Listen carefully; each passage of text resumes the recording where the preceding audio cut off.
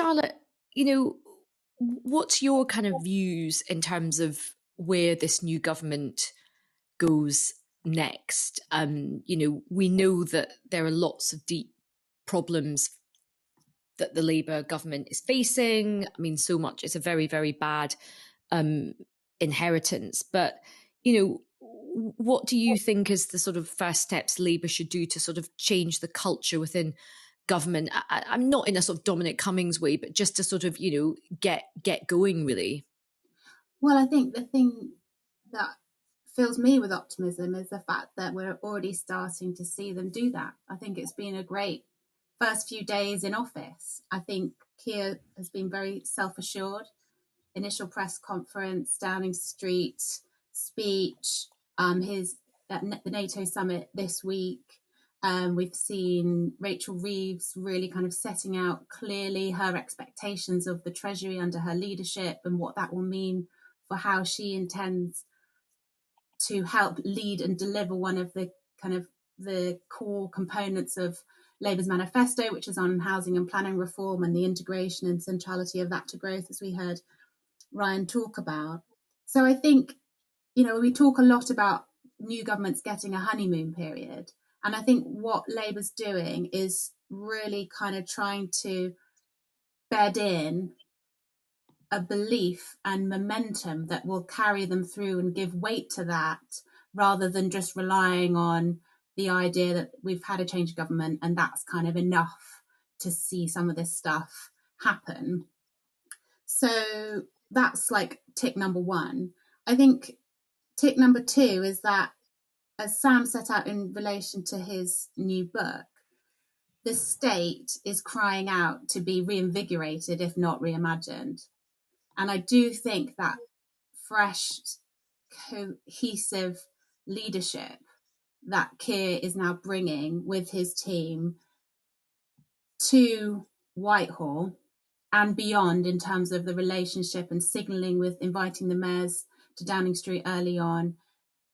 Ideally, there will be a new kind of council of the nations and regions, or council of mayors, or some kind of configuration that sets a new direction for how we actually conceive of the United Kingdom as a state entity, and by doing so, enabling us, if not structurally, to decentralize quickly, although we could continue to do that, faster. And I think Labour will, and maybe we'll get into some of the kind of details of that, but actually a shift in culture and a shift away from this problems having to be fixed from number 10.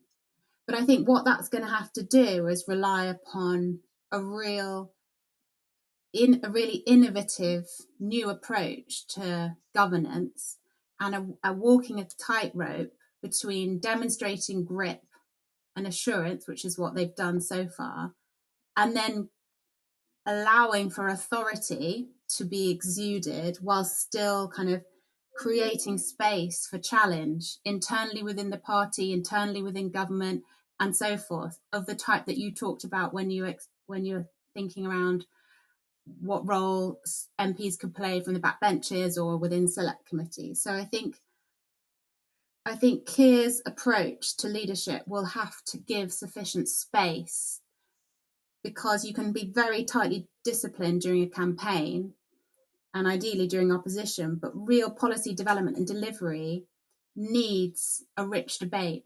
And that's why I think the power test has been an important component of helping Labour to prepare for government. And this kind of dialogue really should continue in many and various forms as we go on, to enable that richness of debate. I'm worried there's a real tension there between sort of that delegation that's required to actually do anything in the real world, and that sort of fear of giving up central grip. And the sort of mission boards that have been set up by Labour seem to be like an interesting example. Like, the principle makes sense of these big 5 missions and having sort of all the different departments involved with them engaged in the discussion, rather than just sort of the single department model. But but Keir Starmer's going to be chairing all of them, and that kind of says to me he doesn't trust yet his bigger team to do. In reality, he's not going to be able to effectively chair 5 boards whilst doing all the billion other things a prime minister needs to do.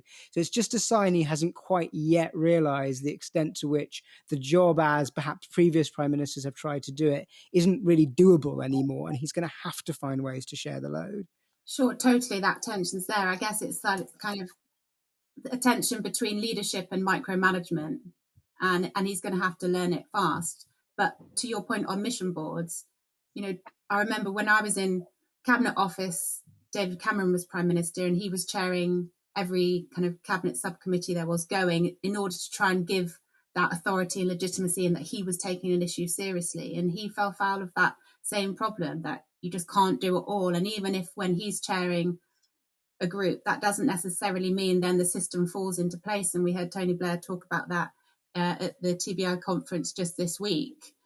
He may well have decided something and wished it into being, but it doesn't necessarily mean that the system falls into line and those things happen. So I think there's multiple tensions along the line there.